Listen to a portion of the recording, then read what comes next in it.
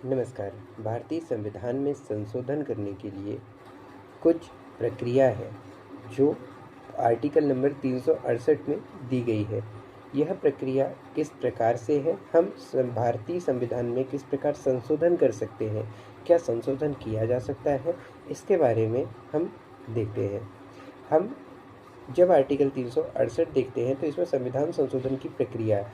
इस प्रक्रिया में ये दिया गया है कि संविधान संशोधन विधेयक उच्च सदन या निम्न सदन अर्थात राज्यसभा या लोकसभा दोनों में से किसी भी सदनों में पेश किया जा सकता है।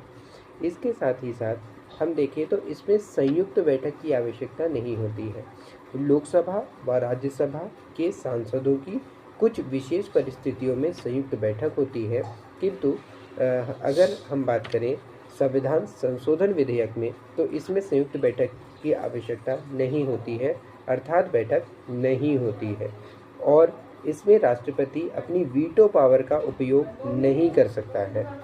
इसमें विशेष बहुमत की आवश्यकता होती है। विशेष बहुमत का अर्थ सदन में उपस्थित कुल सदस्य का 2/3 भाग संविधान संशोधन के पक्ष में होना चाहिए। हमारे संविधान बहुत विस्तृत है, 22 भाग हमारे संविधान में है, जिसमें से कुछ ऐसे भाग हैं जिनका संशोधन सरलता से और कुछ भाग का संशोधन कठोरता से होता है।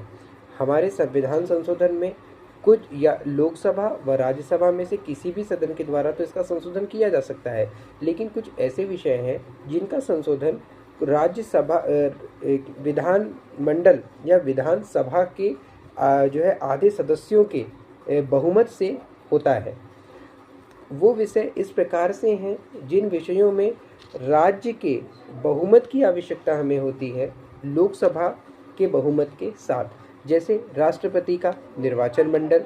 इसके साथ साथ 7वीं अनुसूची के विषय जैसे कार्यपालिका और विधायिका में किसी प्रकार का परिवर्तन, साथ ही साथ इसके उच्चतम न्यायालय की कोई शक्तियों को जोड़ने या घटाने में परिवर्तन, राज्यसभा के सदस्यों की संख्या में परिवर्तन और संविधान संशोधन की प्रक्रिया 368 में अगर कोई संशोधन है तो इन संशोधन की प्रक्रिया में हमें विशेष रूप से संसद में 2/3 बहुमत तो आवश्यकता है ही, इसके साथ साथ हमें उस राज्य के आधे बहुमत की आवश्यकता भी पड़ती है। और कुछ ऐसे विषय हैं जिनमें केवल संसद के 2/3 विषयों की आवश्यकता पड़ती है।